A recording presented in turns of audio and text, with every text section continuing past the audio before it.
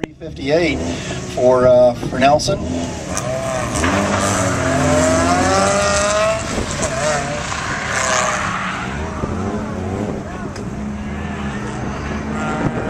All right, just finished now. Got Dave Whitener, one of the real quick guys from around the country, STS, and he's through with a 54.767, showing that he is one of the quick guys in the class from Fort Worth, Texas, opening up a 1 second lead in that class, a 54-second run, so 1 second quicker than Brian Darby. See who else we've got running here. We've got Grady Wood working his way back towards us in that XP Honda Civic, followed by Brian Flanagan in his XP car. We'll get back to that in a moment. We've got Grady through with a 60.003 plus one cone for you. So sort of a warm-up run for him.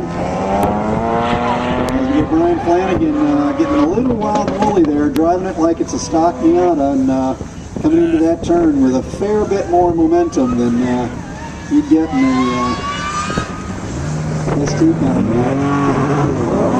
Flanagan into the 62.7 after the big spin and a cone on top of that. So we'll look for better things from Brian on his next run. All right, Nissan powered Z car. He's in with a 53.831, the fastest run we've seen in this heat so far. 53.831. So as we see time begin to drop here, see if we can get down to that 50-second mark by the end of the runs. All right, into the finish, we got Dan Chadwick, former national champ in this car, in with a 53.493. 53.493, moving into the lead in XP by 0.3 of a second over Corey Pettit. So that's the top time right now in XP with a 53.493. All right, Jason Collette tried his hand in that RX-7. 53.4 is the time to beat. This is a little new for Jason, but he's really quickly. He is into adapting quickly. 53.0. 53.0 jumps to almost a half-second lead over Dan Chadwick. So Jason Collette really learning quickly in that car. Meanwhile, your event chair and co-course designer Jay Jackson coming towards us in that 9.14.6, part of the FB contingent here in the Arkansas, Mississippi area. Jay up with a time of 56.210. 56.210 to start things off in that class.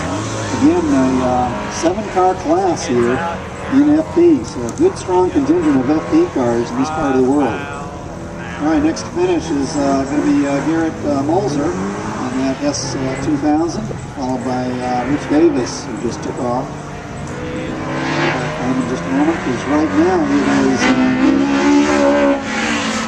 coming in with a 53.549. 53.549 to take the lead in FP. And that was Steve McPherson that just left the line. It's Rich Davis is coming towards us in the bright yellow and green, Porsche.